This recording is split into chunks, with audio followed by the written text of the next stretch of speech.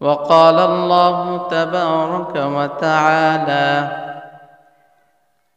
يا أيها الذين آمنوا لا تقدموا بين يدي الله ورسوله واتقوا الله إن الله سميع عليم. يا أيها الذين آمنوا لا ترفعوا أصواتكم فوق صوت النبي ولا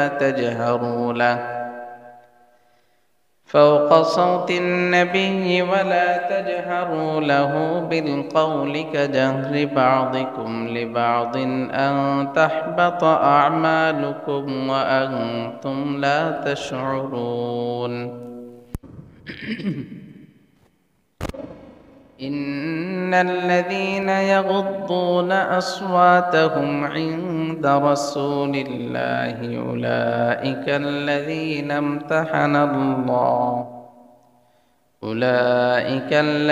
امتحن الله قلوبهم للتقوى لهم مغفرة وأجر عظيم.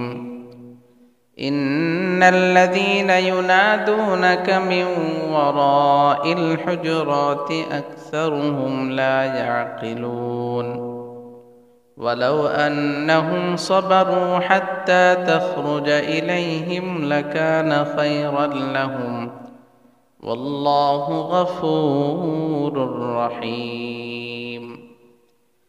صدق الله مولانا العظيم وصدق رسوله النبي الكريم ونحن على ذلك لمن الشاهدين والشاكرين والحمد لله رب العالمين.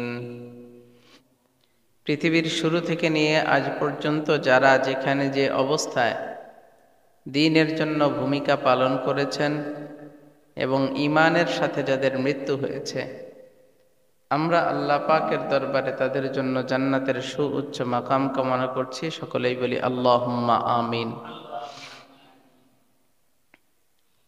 সম্মানিত মুসল্লিয়ান ইকরাম, আমি আপনাদের সামনে সূরাতুল হুজুরাত থেকে 5টি আয়াত তিলাওয়াত করেছি। হুজুরাত এটা আরবি একটা শব্দ যার অর্থ হয় কামরা, রুম, ঘর।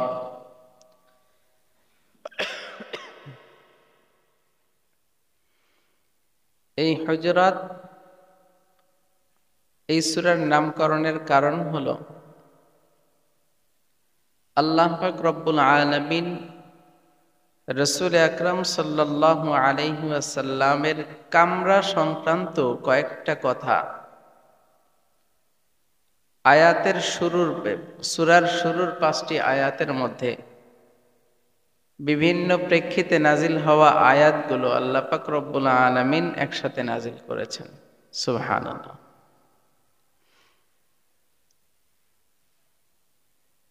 আজকের আলোচনা থেকে আমরা কিছু বিষয় শিখার জন্য চেষ্টা করব। আল্লাহ পাক রব্বুল আলামিন বড়দেরকে সম্মান কিভাবে করতে হয়, আল্লাহ পাক সম্মানের কিভাবে করার কথা বলছেন, এই আয়াতগুলো থেকে আমরা যদি আলোচনাগুলো শুনি তাহলে আমাদের বুঝে আসবে যে বড়দেরকে কিভাবে সম্মান করতে হয়। নবী করিম সাল্লাল্লাহু আলাইহি ওয়াসাল্লামকে কিভাবে সম্মান দেখাইতে হয়, সম্মান করতে হয়, এই বিষয়গুলো এই আয়াতে কারিমাগুলোর মধ্যে নাজিল হয়েছে। আল্লাহ পাক রব্বুল আলামিন এই সূরার শুরুর আয়াতে মুমিনদের দিকে লক্ষ্য করে বলেছিলেন, ইয়া আইয়ুহাল্লাযীনা আমানু লা তুকদ্দিমু বাইনা ইয়াদাইল্লাহি ওয়া রাসূলিহি ওয়াত্তাকুল্লাহ ইন্নাল্লাহা সামিউন আলীম। আল্লাহ পাক রব্বুল আলামিন মুমিনদের দিকে লক্ষ্য করে বলেন, ও মুমিনরা, তোমরা আল্লাহ এবং তার রাসূলের আগ বাড়াইয়া কোনো কথা বলতে যাবা না। সুবহানাল্লাহ। আল্লাহ এবং তার রাসূলের আগ বাড়াইয়া তোমরা নিজেরা কোনো কথা বলতে যাইবা না। কোনো কথা বলতে যাওয়ার ক্ষেত্রে তোমরা ভয় করো আল্লাহকে। কাকে ভয় করবে? ইন্নাল্লাহা সামিউন আলিম, কারণ আল্লাহ পাক রব্বুল আলামিন সর্বদ্রষ্টা এবং সর্বশ্রোতা এবং সর্বজ্ঞ। সবকিছু জানেন, সবকিছু শুনেন এবং সবকিছু তার জ্ঞানের মধ্যে আছে। আল্লাহ পাক রব্বুল আলামিন এই আয়াতে কারিমা নাজিল করলেন, এর প্রেক্ষাপটটা কি?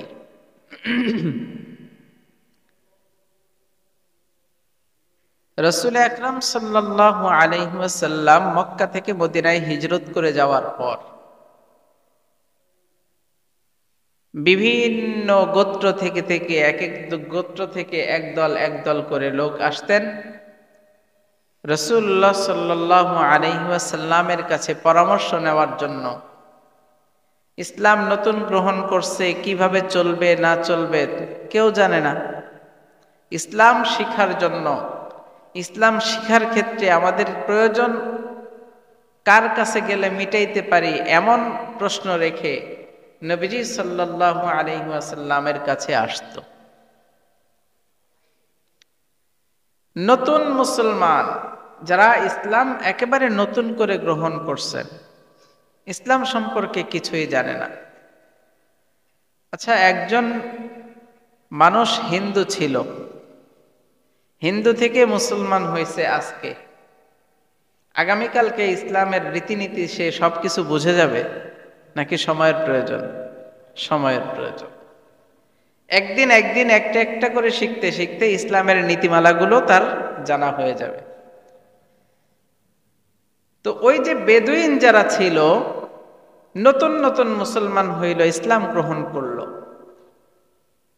তারা ইসলাম গ্রহণের পরে চিন্তা ভাবনা করলো, আমরা তো ইসলাম গ্রহণ করলাম, এখন ইসলামের নীতিমালাগুলো আমরা কিভাবে শিখবো, কার কাছে যাব, কার কাছে গিয়ে শিখবো। তখন এই চিন্তা ভাবনায় পুরা ওই গোত্রের সমস্ত লোকেরা যারা ইসলাম গ্রহণ করেছিল একটা দলবদ্ধ হয়ে নবীজি সাল্লাল্লাহু আলাইহি ওয়াসাল্লামের কাছে আসলো যে আমাদেরকে একজন নেতা নিযুক্ত করে দেন, আমাদেরকে একজন আমির নিযুক্ত করে দেন, যেই আমিরের কাছ থেকে আমরা ইসলামের নীতিমালাগুলো শিখতে পারি। কারণ আমরা অনেক দূর থেকে আসছি, সব সময় তো আপনার কাছে আসা সম্ভব হবে না। সুতরাং আমাদের কাছে এমন একজন আমির নিযুক্ত করে দেন যার কাছ থেকে আমরা ইসলামের নীতিমালাগুলো শিখতে পারি, জানতে পারি, বুঝতে পারি। এই প্রশ্ন রাখার জন্য মসজিদে নববীর মধ্যে বসে আছেন হযরত ওমর ফারুক রাদিয়াল্লাহু তাআলা আনহু, হযরত আবু বকর সিদ্দিক রাদিয়াল্লাহু তাআলা আনহু সেখানে বসা আছে। তখন পরস্পর কথা বলতে বলতে হযরত ওমর ফারুক রাদিয়াল্লাহু তাআলা আনহু একজনকে আমির নিযুক্ত করার জন্য মনপ্রত হলেন, মনস্থ করলেন। আবু বকর রাদিয়াল্লাহু তাআলা আনহু একজনকে আমির নিযুক্ত করার জন্য মনস্থ করলেন। তো একে অপরের সাথে কথাবার্তা হচ্ছে, নবীজি আসবেন, আমির নিযুক্ত করবেন, এই জন্য সবাই অপেক্ষমান। তখন একে অপরের সাথে কথা বলতে বলতে কথার আওয়াজগুলো একটু বেড়ে যাচ্ছে, কথার আওয়াজগুলো বেড়ে যাচ্ছে। আল্লাহ পাক রব্বুল আলামিন বলেন, তোমরা আগ বাড়াইয়া কেন কথা বলতে যাও? আমি আছি, আমার হাবিব আছে। সুবহানাল্লাহ। আমি আল্লাহর পক্ষ থেকে ফয়সালা হবে, আমার নবীর মাধ্যমে ফয়সালা হবে, কে আমির হবে না হবে। সুতরাং এখানে কারো কোনো কথা বলার সুযোগ নেই। আল্লাহ পাক রব্বুল আলামিন আয়াতে কারিমা নাজিল করে দিলেন, ইয়া আইয়ুহাল্লাযীনা আমানু, হে ঈমানদাররা, লা তুকদ্দিমু বাইনা ইয়াদাইল্লাহি ওয়া রাসূলিহি ওয়াত্তাকুল্লাহ, তোমরা আল্লাহ এবং তার রাসূলের উপরে তোমরা আগ বাড়াইয়া কিছু করবা না, কিছু বলবা না। এই ক্ষেত্রে আগ বাড়াইয়া বলার ক্ষেত্রে তোমরা আল্লাহকে ভয় করো, আত্তাকুল্লাহ, আল্লাহকে ভয় করো। ইন্নাল্লাহা সামিউন আলিম, নিশ্চয় আল্লাহ পাক রব্বুল আলামিন সবকিছু শুনেন এবং জানেন। হযরতে আবু বকর, হযরতে ওমর রাদিয়াল্লাহু তাআলা আনহু দুইজন মিলে যখন কথাবার্তা বলছিলেন, আমির নিযুক্ত করার ব্যাপারে বিভিন্ন কথাবার্তা বলতে বলতে কথার আওয়াজগুলো একটু উঁচু হয়ে যাচ্ছিল। আল্লাহ পাক রব্বুল আলামিন ওই আওয়াজকে আল্লাহ পছন্দ করেন নাই, যে এখানে নবী আসবে, নবীর কথার উপরে তোমাদের কোনো কথা চলবে না, নবীর আওয়াজের উপরে যেন তোমাদের কোনো আওয়াজ না যায়। এই জন্য আল্লাহ পাক রব্বুল আলামিন আবু বকর, ওমর তারা যে জোরে জোরে কথাগুলো বলছিলেন, আল্লাহ পাকের কাছে সেই বিষয়টা পছন্দ হয় নাই। আল্লাহ পাক রব্বুল আলামিন আয়াতে কারিমা নাযিল করে দিয়েছেন, ইয়া আইয়ুহাল্লাযীনা আমানু লা তারফাউ আসওয়াতাকুম ফাওকা সাওতিন নবী, হে ঈমানদাররা, ওই যে যারা নতুন ঈমান গ্রহণ করছে তারা এবং সাহাবায়ে অন্যান্য সাহাবায়ে কেরাম সবাইকে লক্ষ্য করে আল্লাহ পাক রব্বুল আলামিন আয়াতে কারিমা নাযিল করে দিলেন, হে ঈমানদাররা, লা তারফাউ আসওয়াতাকুম, তোমাদের আওয়াজকে তোমরা সমুন্নত করো না, উঁচু করো না, তোমাদের আওয়াজকে বাড়ায়া দিও না। ফাওকা সাওতিন নবী, কার আওয়াজের উপরে? নবীর আওয়াজের উপরে তোমাদের আওয়াজকে বাড়ায়া দিও না। কে বলতেছেন? আল্লাহ বলতেছেন যে তোমরা নবীর আওয়াজের উপরে তোমাদের আওয়াজ যেন না হয়।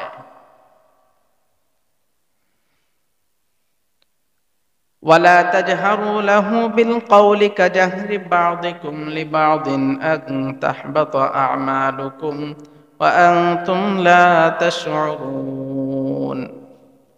আল্লাহ পাক রব্বুল আলামিন বলেন, তোমরা নবীর আওয়াজের উপরে তোমাদের আওয়াজকে বাড়ায়া দিও না। ওয়ালা তাজহারু লাহু বিল কওলি কাজহরি বা'দিকুম লিবা'দিন, যেমন এমন ভাবে আওয়াজকে বাড়ায়ও না তোমরা পরস্পর কথা বলার সময় যেমন ঝগড়া বিবাদের মতো আওয়াজকে বাড়ায়া দাও। ঝগড়া বিবাদ করতে গেলে আওয়াজ বেড়ে যায় না? এক কথায় দুই কথায় আমি এটা বললাম, আরেকজন এটা বললো, এটা বলতে বলতে বলতে এক পর্যায়ে গলার আওয়াজ, গলা ফাটায়া যত দূর আওয়াজ বের হয়, কি বলেন? বলি কি না? গলা ফাটায়া আওয়াজ বের করি। কে কার থেকে জোরে বলতে পারে, কার আওয়াজ উঁচু হয়, আমার আওয়াজের উপরে যেন তার আওয়াজটা না যাইতে পারে, এমন মানসিকতা আমাদের ভিতরে আছে কি নাই? তো আল্লাহ পাক রব্বুল আলামিন বললেন, ওয়ালা তাজহারু লাহু বিল কওল, তোমাদের আওয়াজকে এতটা সাউন্ড করো না, এতটা বাড়ায়া না, কাজাহরি বা'দিকুম লিবা'দিন আন তাহবাতা আ'মাল, কাজাহরি বা'দিকুম লিবা'দিন, যখন তোমরা পরস্পর কথা বলার ক্ষেত্রে যে আওয়াজগুলো বাড়ায়া দাও, ওই রকম ভাবে তোমরা আওয়াজ বাড়ায়ও না। আন তাহবাতা আ'মালুকুম, যদি তোমরা নবীর আওয়াজের উপরে এরকম তোমাদের পরস্পরের আওয়াজের মতো যদি বাড়ায়া দাও, নবীর আওয়াজের উপর দিয়ে যদি তোমাদের আওয়াজকে এইভাবে বাড়ায়া দাও, আন তাহবাতা আ'মালুকুম, তোমরা তোমাদের আমলগুলোকে বাতিল করে ফেলবে, নষ্ট করে ফেলবে। তার মানে এখান থেকে শিক্ষা আছে, ওয়া আনতুম লা তাশউরুন, তোমরা যে তোমাদের আমলগুলা বাতিল করবা, কিভাবে বাতিল হইবে এটা তোমরা বুঝতেও পারবা না, টেরও পাইবা না। এখান থেকে শিক্ষা হলো, সম্মানিত কোনো ব্যক্তি যদি কথা বলতে থাকে, সমাজের সম্মানিত সব ব্যক্তিরা যদি কোনো কথা বলতে থাকে, সম্মানী ব্যক্তির সাথে সম্মানের আচরণ দেখাইতে হয়। সম্মানী ব্যক্তির সাথে সম্মানের আচরণ দেখাইতে হয়, এটা আল্লাহ পাকের শিক্ষা। যদি আল্লাহ পাক রব্বুল আলামিন বললেন তোমরা তোমাদের আমলকে কিভাবে নষ্ট করবা এটা তোমরা টেরও পাইবা না, বড়দের উপরে কথা বলা, বড়দেরকে সম্মান না করা, শ্রদ্ধা না করা, এগুলো আমাদের ভিতরে এখন অহরহ হচ্ছে, ঘটতেছে। আমরা খেয়াল করলে দেখতে পাবো, আমরা যখন ঢাকা শহরে জার্নি করি, বিভিন্ন জায়গায় এখান থেকে ওখানে যায়, বাসে ওঠার প্রয়োজন হয়, রিকশায় ওঠার প্রয়োজন হয়, বাসে উঠলে দেখা যায় সিট ফাঁকা নাই। আমি একটা সিটে বসে আছি, সিট ফাঁকা নাই। একজন মুরব্বী মানুষ উঠলো, সিট ফাঁকা নাই, দাঁড়ায় আছে। একটা সময় তো এমন ছিল যে মুরব্বী একজন মানুষ যদি গাছের মধ্যে উঠছে, মধ্যবয়সের মানুষরা পর্যন্ত উঠে সিট খালি করে দিছে, সম্মান ছিল। কিন্তু বর্তমান সময়ে এই সম্মানটা কোথায় গেল? কোথায় গেল? বয়োবৃদ্ধ মানুষ দাঁড়ায় আছে, আমরা সমানে বসে বসে মোবাইল স্ক্রল করতেছি, করি কিনা? কথা বলেন, করি কিনা? এমন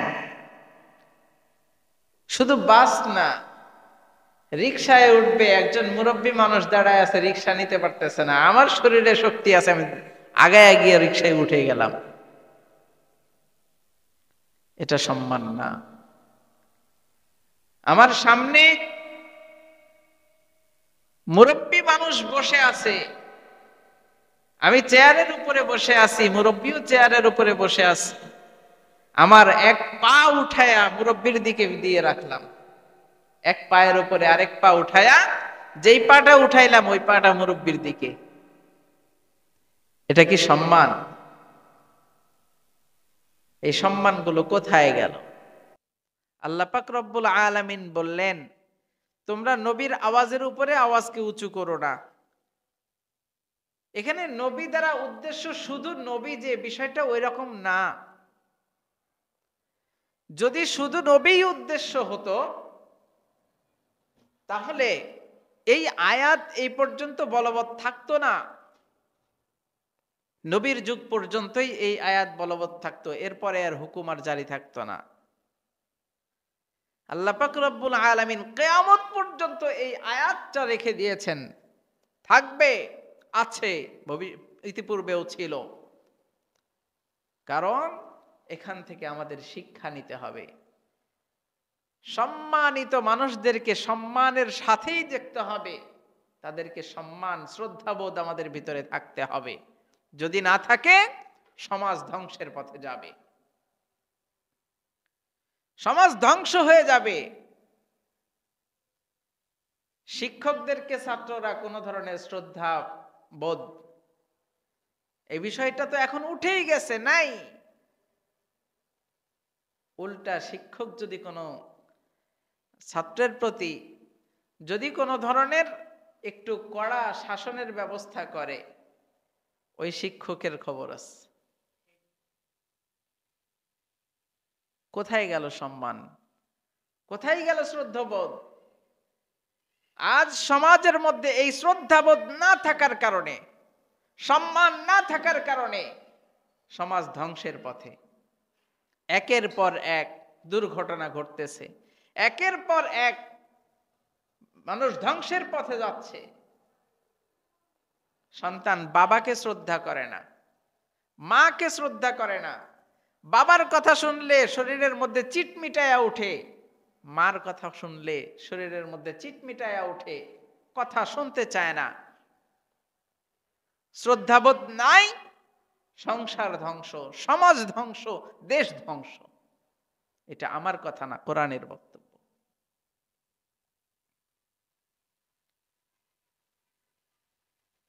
একজন বক্তা কথা বলতেছে, মানুষ হিসাবে বক্তার কথার মধ্যে ভুল ত্রুটি হতে পারে। জোর গলায় উঠে এই বক্তার কথার উপর দিয়ে কথা বলে বক্তাকে হেয় প্রতিপন্ন করার বিভিন্ন পায়তারা তুলতেছে। করে কি করে না? কার সাথে আপনি এমন করতেছেন? যেই বক্তা বসে আপনাকে দ্বীনের কথাগুলো শোনাচ্ছে তার ব্যক্তিগত কথা না, বাপদাদার তৈরি কথা না। এই কথাগুলো যে বক্তা শোনাচ্ছে এগুলা বাপদাদার তৈরি কথা না, কোরআন এবং হাদিসের কথা। কোরআন আল্লাহর বাণী, হাদিস নবীজির বাণী। আল্লাহ আল্লাহর রাসূলের কথা শোনাচ্ছে, আপনার সাথে মিলতেছে না, আপনার চরিত্রের সাথে মিলতেছে না, আপনার রক্ত গরম হয়ে যাচ্ছে, আপনি খুব জেদ দেখাইতেছেন। কার সাথে? কার সাথে? এই আয়াতে কারিমার মার্জিয়া কারা? নবীর যুগ পার হয়ে গেছে, নবী নাই। নবীর যুগ পার হয়ে গেছে মানে নবীর উপরে কথা বলার মতো আর কোনো সুযোগও নাই।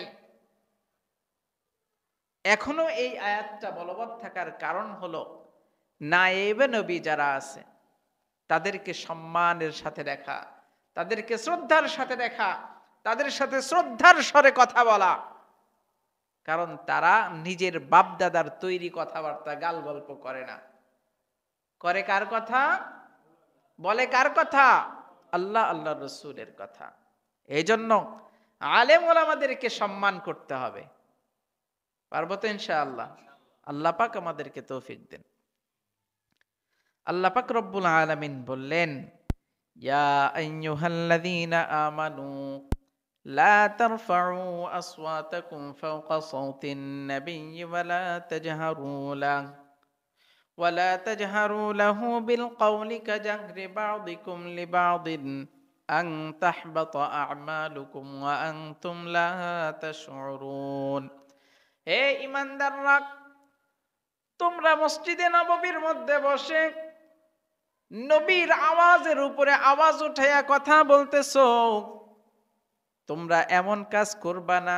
যদি এমন কাজ করো, তোমরা পরস্পর কথা বলার সময় যেমন একে অপরের সাথে জিদ দেখায়া চওড়া ভাবে কথা বলো, এমন ভাবে যদি নবীজির সামনেও কথা বলো, তোমরা তোমাদের আমলগুলো নষ্ট করে ফেলবা।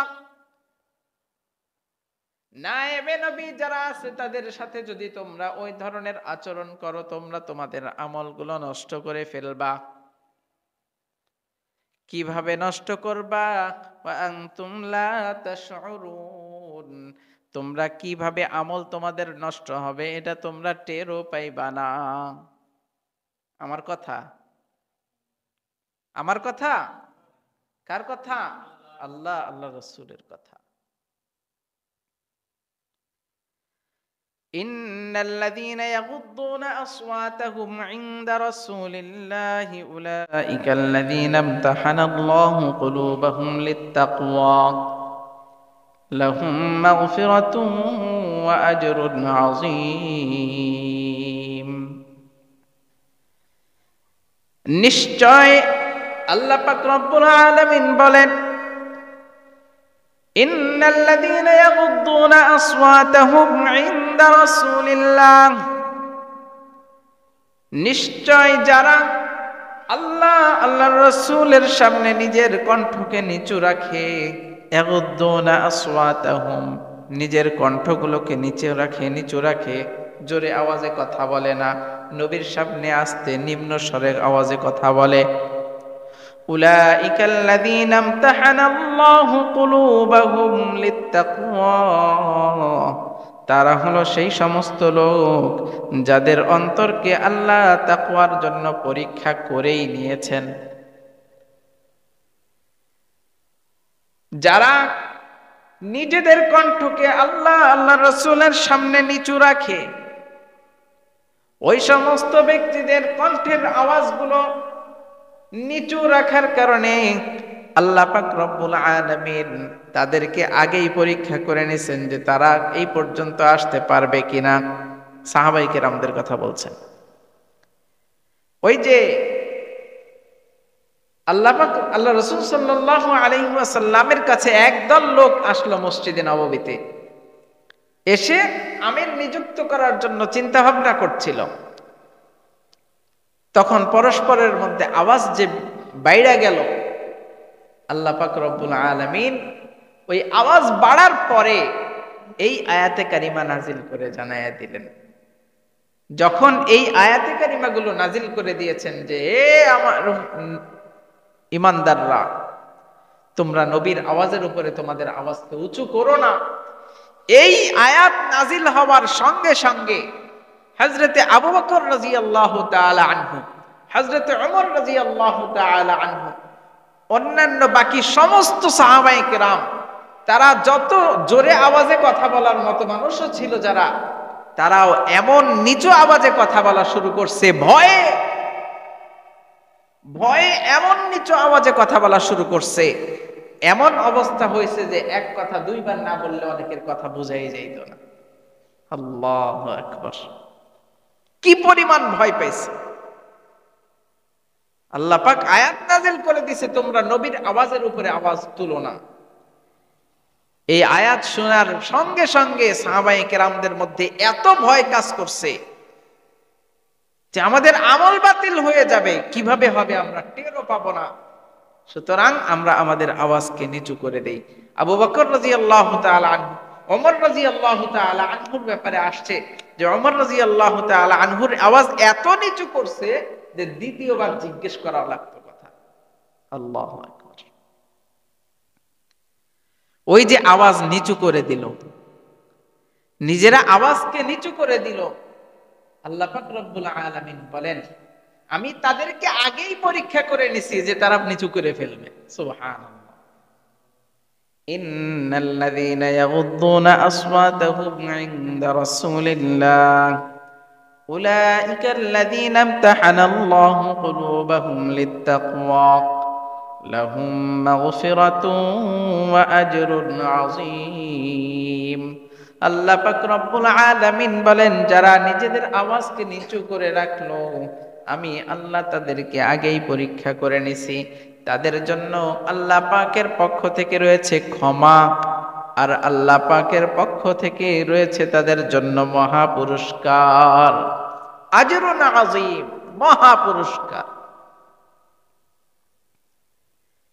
এর পরবর্তী আয়াতে কারিমা ইন্নাল্লাযীনা ইউনাদুনাকা মিন ওয়ারাইল হুজুরাতি আকসারুহুম লা ইয়াকিলুন।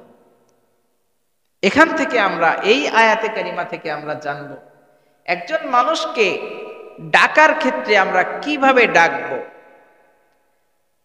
ডাকার ক্ষেত্রে একজন মানুষকে আমরা কিভাবে ডাকবো, আল্লাহ পাক সেই কথাটা নবীজির মাধ্যমে শিখাইতেছেন। ওই যে আমরা আগে শুনলাম যে নতুন নতুন মুসলমান হয়ে তারা দিক নির্দেশনা পাচ্ছে না, এজন্য আমির নিযুক্ত করার জন্য রাসূল আকরাম সাল্লাল্লাহু আলাইহি ওয়াসাল্লামের দরবারে আসছিলেন। তো ঘটনাক্রমে অনেক দূর থেকে, মদিনার অনেক দূর থেকে একটা দল আসলো যারা নতুন ইসলাম গ্রহণ করেছে। তাফসীরের বিভিন্ন কিতাবের মধ্যে আসছে তাদের সংখ্যা ছিল ৭০ জনের মতো। কতজন? তাদের সংখ্যাই ছিল ৭০ জনের মতো। একটা দল আসলো দুপুরের সময়, অর্থাৎ কাইলুলার সময়, যেই টাইমে সমস্ত মানুষ খাওয়া দাওয়া করে একটু বিশ্রামের জন্য যায়। আরবদের সাধারণত অবস্থা হলো গরমকালে গরমের তীব্রতার কারণে অধিকাংশ খুব গুরুত্বপূর্ণ কাম যদি না থাকে তাহলে তারা ওই দুপুর বেলার টাইমটা বের হন না, সবাই যার যার ঘরের মধ্যে বিশ্রাম করেন। তো রাসূলুল্লাহ সাল্লাল্লাহু আলাইহি ওয়াসাল্লাম নিজের ঘরের মধ্যে বিশ্রাম করছিলেন। আম্মাজান আয়েশা রাদিয়াল্লাহু তাআলা আনহার ঘরের মধ্যে বিশ্রাম করছিলেন।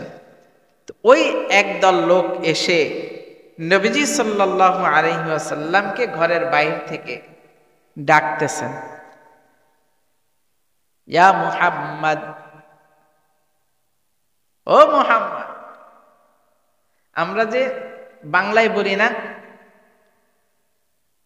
বাংলায় যখন একজনকে ডাকার সময় ও শব্দটা ব্যবহার করি না, বা ওই এরকম শব্দ ব্যবহার করি না, তো আরবিতে ও শব্দটা ব্যবহার হয় ইয়ার মাধ্যমে, ইয়া মুহাম্মদ, তার মানে ওই মুহাম্মদ।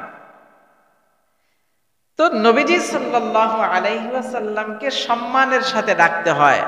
আল্লাহ পাক রব্বুল আলামিন নবীজি সাল্লাল্লাহু আলাইহি ওয়াসাল্লামকে অন্যান্য সমস্ত নবীদের নাম নিয়ে নিয়ে তাদেরকে ডাক দিয়েছেন।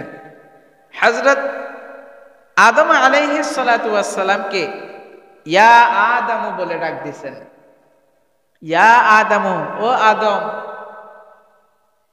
নূহ আলাইহিস সালামকে নিজের নাম ধরে ডাক দিয়েছেন। হযরতে ইব্রাহিম আলাইহিস সালাতু ওয়াস সালামকে নিজের নাম ধরে ডাক দিয়েছেন। ইয়াহইয়া আলাইহিস সালাতু ওয়াস সালামকে নিজের নাম ধরে ডাক দিয়েছেন। জাকারিয়া আলাইহিস সালাতু ওয়াস সালামকে নিজের নাম ধরে ডাক দিয়েছেন। কিন্তু আমাদের নবী হযরতে মুহাম্মদুর রাসূলুল্লাহ সাল্লাল্লাহু আলাইহি ওয়াসাল্লামকে সরাসরি নাম ধরে আল্লাহ পাক কখনোই ডাকেন নাই। এর অর্থ হলো আল্লাহ পাক রব্বুল আলামিন উম্মতে মুহাম্মাদীকে জানায়া দিলেন, ও উম্মতে মুহাম্মাদী, তোমরা জেনে রাখো তোমাদের নবীকে এমন আমি নবী বানাইছি যেই নবীকে আমি আল্লাহ নিজেই স্বয়ং নাম ধরে ডাকতে লজ্জা বোধ করি। আল্লাহ পাক নবীজিকে সরাসরি নাম ধরে কখনো ডাকেন নাই, গুণবাচক নাম দিয়ে ডাকছেন। ইয়া আইয়ুহান নাবিয়্যু, ইয়া আইয়ুহার রাসূল, ইয়া বলে ডাকেন না, ইয়া আইয়ুহা এই শব্দটা ব্যবহার করছেন। মানে অধিক সম্মান দেখানোর ক্ষেত্রে এই শব্দগুলো ব্যবহার করা হয়, গুণবাচক নাম ধরে ডাকা হয়। ইয়া আইয়ুহান নাবিয়্যু, ইয়া মুহাম্মদ বলে কোথাও ডাকেন নাই। সুবহানাল্লাহ। এখন আমাদের সমাজের মধ্যে তো ইয়া নবী আরো কি কি বলে না। তার মানে এখান থেকে বুঝতে হবে, ইয়া নবী সালাম আলাইকা আমরা যে ডাক দেই, ইয়া নবী বলে আল্লাহ পাক নিজেই ডাকেন নাই সম্মান দেখানোর জন্য। আমরা বেয়াদবি আগ বাড়াইয়া ইয়া নবী বলে ডাক দেই।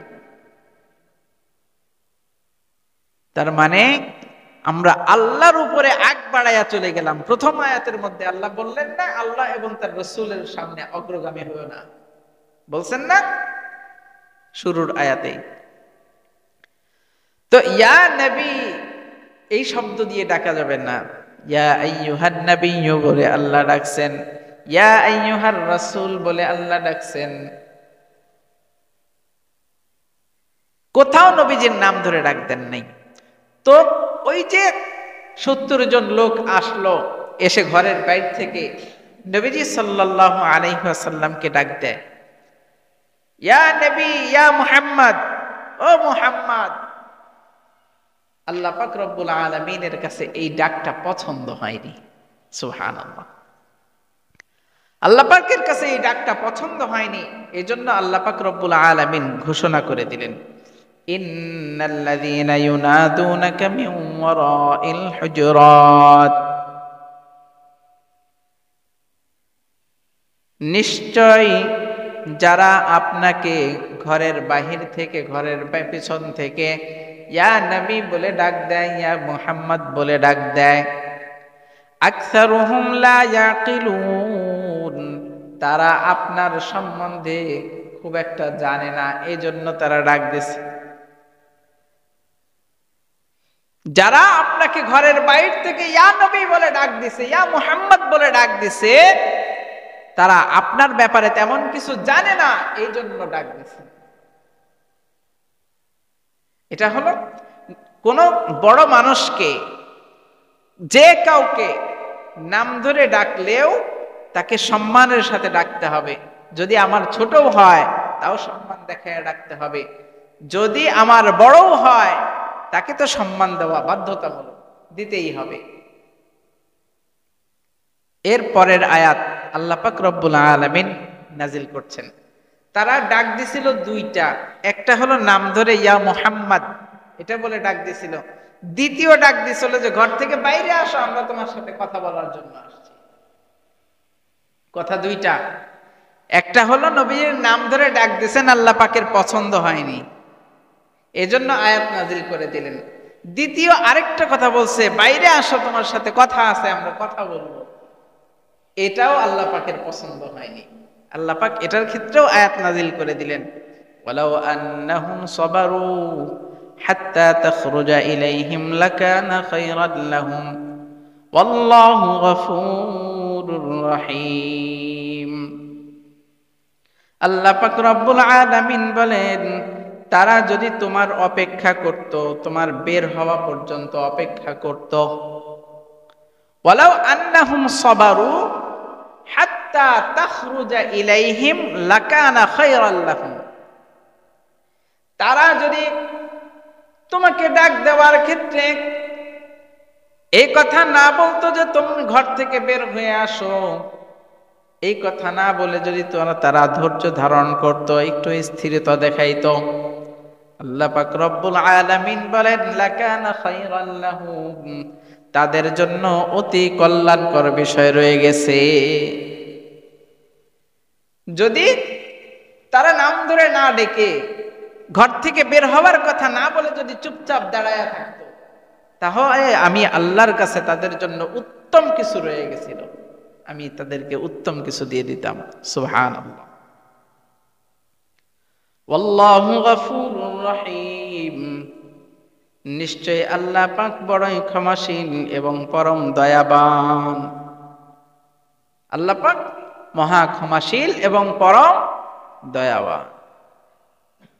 মুহতারাম হাজিরিন, আজকের এই আলোচনা থেকে আমাদের শিক্ষা কি কি? এক নাম্বার শিক্ষা, ওই যে দলগুলো আসলো কিসের জন্য আসছিল বলেন তো? কিসের জন্য? আমির নিযুক্ত করার জন্য। কিসের জন্য? আমির নিযুক্ত করার জন্য। এই আয়াতে কারিমা থেকে বোঝা যায় যে ইসলামী রাষ্ট্রনীতি যদি পরিচালনা করতে হয় তাহলে একজন আমিরের মাথা হাতে থাকতে হবে, একজন আমিরের প্রয়োজন আছে। আমির না থাকলে, আমির যদি নিযুক্ত না থাকে, তাহলে ইসলামের নীতিমালাগুলো সঠিকভাবে মানুষের কাছে পৌঁছাবে না। এই জন্য একজন আমিরের নিযুক্ত করা দরকার, এক নাম্বার। দুই নাম্বার বিষয়, আল্লাহ পাক রব্বুল আলামিন বললেন, আল্লাহ এবং নবীজির ব্যাপারে তোমরা আগ বাড়ায়া কথা বলবা না, কারণ আল্লাহ পাক তোমাকে যেটা দিছে সেটা নিয়ে সন্তুষ্ট থাকো। সেটা নিয়ে সন্তুষ্ট না থাইকা তোমার চেহারা দিল একরকম, তুমি সার্জারি করে বিভিন্ন রকম রূপ বানায়া ফেললা, এটা আগ বাড়ানো কাজ হইল কি হইল না বলেন? নবীজি সাল্লাল্লাহু আলাইহি ওয়াসাল্লামের সুন্নাত মোতাবেক জীবন যাপন করার কথা বলছেন। নবীজির সুন্নাত বিভিন্ন ধরনের আছে, সুন্নাতগুলো না খুঁজে সুন্নাতকে আমরা নিজেদের মতো করে সুন্নাতকে মিলায় নেওয়ার চেষ্টা করি। এটা কি নবীজির মহাব্বত হইল নাকি আগ বাড়ানো হইল? এই জিনিসগুলো আল্লাহ পাক নিষেধ করছেন, দুই নাম্বার। তিন নাম্বার, নবীজির আওয়াজের উপরে কারো আওয়াজ যেন না হয়। এখানে নবীজি যেহেতু চলে গেছেন, নবীজি নাই, আয়াত রয়ে গেছেন, তার অর্থ উদ্দেশ্য তো কোনো একটা আছে। নায়েবে নবী যারা আছেন, যারা নবীর অবর্তমানে নবীর কাজগুলো চালায়া নিচ্ছেন, যারা, তাদেরকে সম্মানের সাথে ডাকা, তাদের আওয়াজের উপরে যেন কারো আওয়াজ না হয়ে যায়, এই বিষয়ে খেয়াল রাখা। এবং সম্মানী ব্যক্তিদের ক্ষেত্রেও সম্মানী ব্যক্তির আওয়াজের উপরে যেন আমাদের আওয়াজ না হয়ে যায়, এই বিষয়টাও খেয়াল রাখা। চার নাম্বার, কোন মানুষকে ডাকার ক্ষেত্রে সম্মানের সাথে ডাকা, এই ওই এটা ওইটা। নাম আবু বকর, বাসার সামনে গিয়ে ডাক দেয়, বকর, ডাক দেয় কিনা? সামিউল ইসলাম, এ সাইম্মা, ডাকে কিনা বলেন? বন্ধু বান্ধবদের এরকম ডাক তো আছেই, নাই? আছে। সুতরাং এক্ষেত্রে আমাদের সতর্কতা অবলম্বন করতে হবে। কেন সতর্কতা অবলম্বন করতে হবে? আল্লাহ পাক যে বললেন আমল নষ্ট হয়ে যাবে, কেন নষ্ট হবে এটা টেরও পাবো না কোন দিক দিয়ে নষ্ট হচ্ছে। আপনি ডাকলেন, হয়তো তার মনের ভিতরে কষ্ট লাগবে না, এরকম হতেও পারে যে কোন কোন সময় মন খারাপ থাকলেও যদি এইভাবে ডাকা হয় মনে কষ্ট লাগতেও পারে। এটা নরমাল বিষয়, লাগতেই পারে। এজন্য সতর্কতা অবলম্বন করতে হবে, কাউকে ডাকার ক্ষেত্রে সতর্কতা অবলম্বন করতে হবে। আর আমি ডাক দিলাম, সে আসতেছে না, একটু স্থিরতা দেখাইতে হবে, ধৈর্য ধারণও করতে হবে। এই 5টি গুণ আল্লাহ পাক রব্বুল আলামিন আমাদের সবার ভিতরে অর্জন করার তৌফিক দান করেন। ওয়া আখিরু দাওয়ানা আনিল হামদুলিল্লাহি রাব্বিল আলামিন।